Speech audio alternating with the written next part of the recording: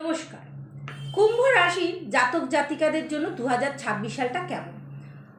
কুম্ভ রাশির জাতক জাতিকাদের জন্য বলবো নতুন নতুন পরিবর্তন আসবে এবং নতুন দিশা খুঁজে পাবেন।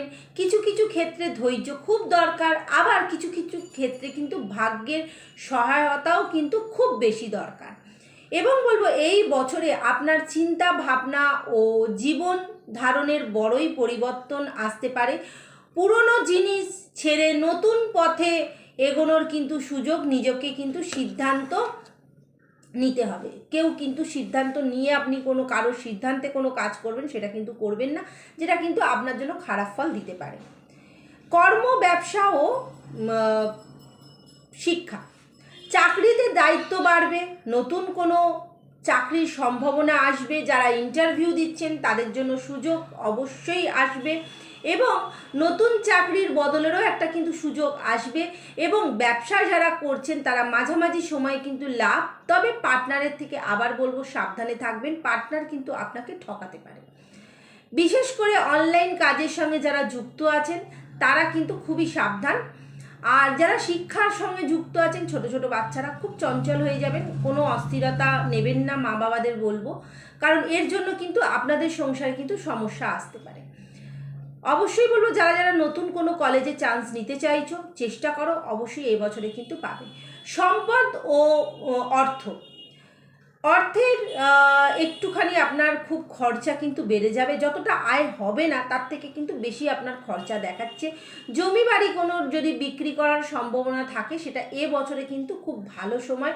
এবং যদি কোনো বাড়ি বা কোনো ফ্ল্যাট বা গাড়ি কিনতে পারেন, কেনার চেষ্টা করছিলেন, সেটার জন্যও কিন্তু এই বছরটা খুব ভালো। এবং যেটাই বলবো অর্থের জায়গাটা একটুখানি মেনটেন করবেন, কারণ আপনার খরচা কিন্তু বেড়ে যাবে। আচ্ছা, প্রেম ও দাম্পত্য জীবন, প্রেমে আবেগের চেয়েও বাস্তবটা বেশি কিন্তু কার্যকারী, কারণ আপনি হচ্ছেন শনির আপনার কিন্তু রাশিপতি, রাশি স্বামী। এবং বিবাহিত জীবনে বলবো, বিবাহিত জীবনদের জন্য বলবো আবেগটা কিন্তু খুব বেশি দেখাবে না, আবেগ দেখালে কিন্তু সমস্যা হতে পারে। দাম্পত্য জীবনে ভুল বোঝাবুঝি প্রচণ্ড পরিমাণে বাড়বে, কথাবার্তা তর্ক বিতর্ক সেই জায়গাটায় কিন্তু নিজেকেই কিন্তু সামঞ্জস্যটা নিয়ে আসতে হবে।